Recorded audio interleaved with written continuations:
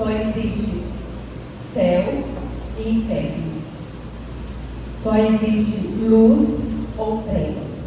Então a casa, ela pode estar ou debaixo de uma influência do Espírito Santo, né? Debaixo da influência de Deus, ou então ela está passando, nem que seja por alguns momentos, debaixo de uma influência, o quê? Maligna. E nós temos que estarmos atentos para quê? Para compreendermos se realmente a nossa casa está debaixo totalmente da influência de Deus. Agora, recente, nós tivemos uma notícia muito triste, né? Não vou entrar em detalhes, mas o filho matou a própria mãe. Gente, imagina a dor dessa família, dos familiares, como estão sofrendo pelo próprio ato do filho fazer uma atrocidade dessa. Imagine aquele jovem quando ele despertou de tudo aquilo que ele fez. Eu não consigo nem imaginar como é que a pessoa deve se encontrar, o estado que deve se encontrar, sabe? Mas você sabe o que acontece? Alguém que estava adormecido ali, e o diabo tinha entrado naquela casa, e aquela casa estava sob a influência do maligno, sabe?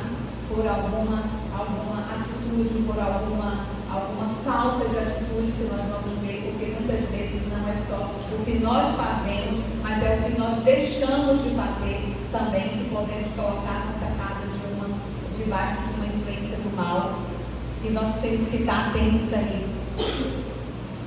E a palavra de Deus em Tiago, em Efésios 4:27 fala: não deis lugar ao diabo. Mas quantas pessoas, quantos pais de família têm dado lugar ao diabo? Como é o ambiente lá da sua casa? É brigas, é discussões, é desavenças, e não há conselho. Como é que está? Você sabia que a gente tem que parar para refletir? Lembra que semana passada nós falamos sobre isso? Que para mim tem uma posição: primeiro eu preciso parar, primeiro eu preciso me olhar, né? O que eu estou fazendo, ou o que eu estou deixando de fazer como pai, como mãe. Será que eu realmente estou andando com discernimento aqui dentro da minha casa? Estou tendo esse discernimento das coisas que estão acontecendo? Falando sobre filhos que têm atentado contra a própria vida dentro da própria casa. Essa semana atrás nós estávamos conversando e orientando, né, um pai de família onde um filho adolescente já tinha passado por processos de se mutilar. Quando um ser humano, quando uma pessoa, quando um jovem, ou seja adulto, chega nesse ponto de se mutilar, é porque a pressão está muito grande sobre ele emocional. Ele está tendo problemas sérios, sabe? E aí o pai, muitas vezes, ou a mãe está alheio, né? Acha, não, isso aí não estou dizendo que acha normal, mas tipo assim, não, isso aí ele tem um problema. O problema dos nossos filhos são nossos problemas. Ontem nosso filho foi trabalhar, no trabalho dele, era assim uma determinada hora, e levava um pedaço da madrugada. E você sabe o que eu estava fazendo? Cobrindo ele em oração. Isso é discernimento. Sabe por quê? Porque Deus, Ele quer nos construir, nos edificar, nos fortalecer, nos restaurar. Ele quer que a nossa casa seja um pedacinho do céu aqui na terra. Mas o diabo, a palavra de Deus fala que ele quer matar, roubar e destruir. É só isso que ele quer. Ele entrou naquela família ali, o filho matou a mãe, ele devastou aquela família. Ali aquela família, e quando eu falo família, eu não estou falando só da mãe, dos irmãos, acho que o pai é falecido. Não, eu estou falando dos familiares, porque uma tragédia, ela afeta os familiares também. Para aqueles familiares se recuperar daquilo ali, não é fácil. Então nós temos que ter discernimento, nós temos que estar atentos. Amém? Posso ouvir um amém? Amém. Discernimento é a capacidade de avaliar situações. Veja bem, o que é discernimento? É a capacidade de avaliar situações com sensatez, sabe? Com clareza e bom senso. É distinguir entre o certo e o errado, entre o verdadeiro e o falso. Agora veja bem, as nossas casas, a primeira coisa que nós temos que fazer é colocar alicerces. E os alicerces são o quê? Os princípios da palavra. Eu me lembro que nós estávamos conversando com um determinado casal e ele disse assim, cristão, gente, e o pai falou assim, não, pastor, eu fiz um quarto para minha filha, para o meu filho, que é para ele trazer a namoradinha em casa. Em vez de ficar por aí, traz para casa. Como assim?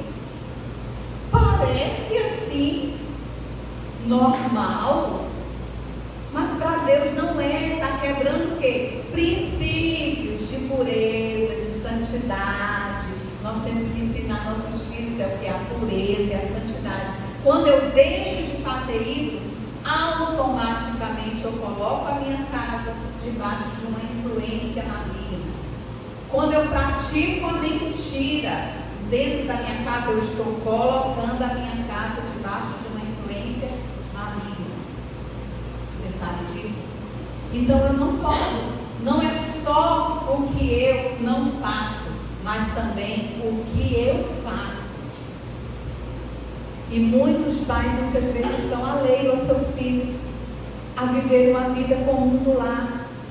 Eu quero até ler aqui esse versículo, eu ia ler mais adiante, mas abra aí comigo. Esse versículo não está no texto, mas eu senti de Deus de compartilhar ele com vocês, porque é muito profundo. Aqui em 1 Pedro 3 fala assim, está falando específico para os maridos, mas eu quero que nós também, mulheres, e até os filhos, tragam para você. Maridos, vocês igualmente vivam a vida comum do lar com discernimento. O que é uma vida comum no lar? Vamos pensar aqui, o que é uma vida comum no lar? Sentar à mesa. Qual foi a última vez que você sentou à mesa com a sua família? Olho no olho. Talvez não dê para você fazer todas as refeições juntos, mas pelo menos uma refeição você deve fazer junto com a sua família, nem que seja o lanche da tarde, sabe? Você deve priorizar isso, para que você esteja vivendo uma vida comum. Uma vida comum do lar, conversar. Hoje em dia não existe mais diálogo, né? Entre pai e filho, filho e pai, e mãe, né? Você conversa com seus pais? Você conversa com seus filhos? Ou será que você entra, sai e só fala o suficiente? Como é que tirou boa nota na escola? Amém. Né? Passou de ano? Amém. Né? Tá muito bom, obrigada. Não, vamos parar para viver a vida como do lar, para tirar tempo. Agora nós tivemos um feriado, nós estávamos falando com os nossos líderes lá de célula. Aproveite o feriado para você tirar um tempo com a sua família. Mas aí você tente não levar, como meu esposo fala, o cachorro, levar o vizinho, levar não sei quem. Não, só você e a sua família.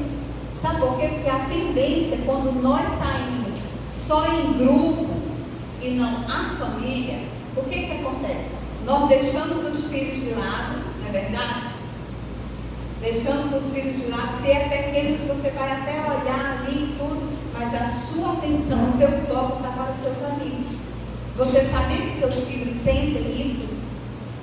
Essa ausência?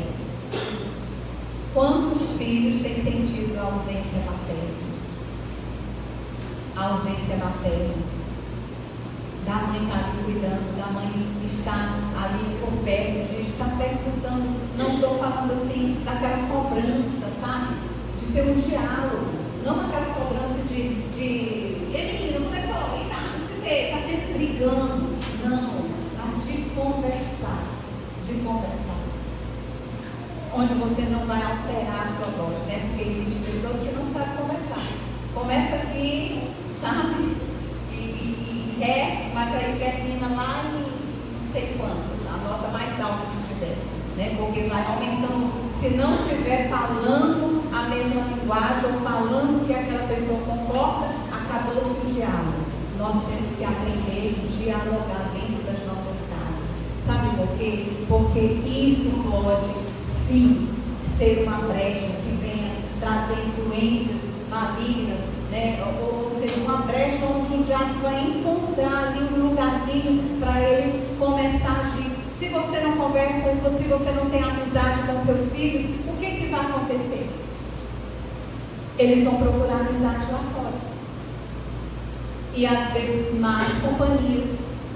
E aqui fala assim, vivendo a vida comum do lar, estar juntos, ir para a sorveteria juntos, assistir um filme juntos, amar estar. Você deve amar estar na sua casa. Você deve amar estar com seus filhos. Só estar, gente. Isso deve ser importante para nós. Mas muitas vezes, quando estamos em casa, como que é? Será que ficamos o tempo todo, olha? Estamos, mas não estamos.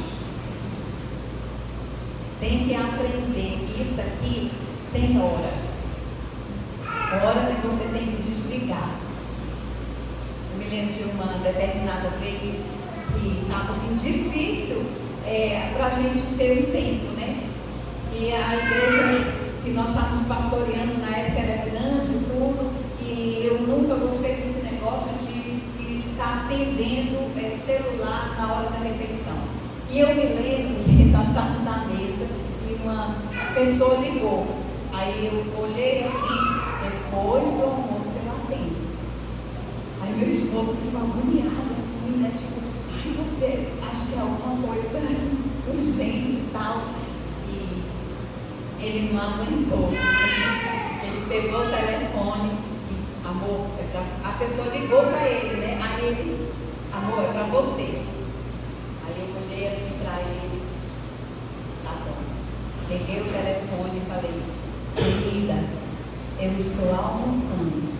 Na hora que eu terminar, eu vou ligar para você.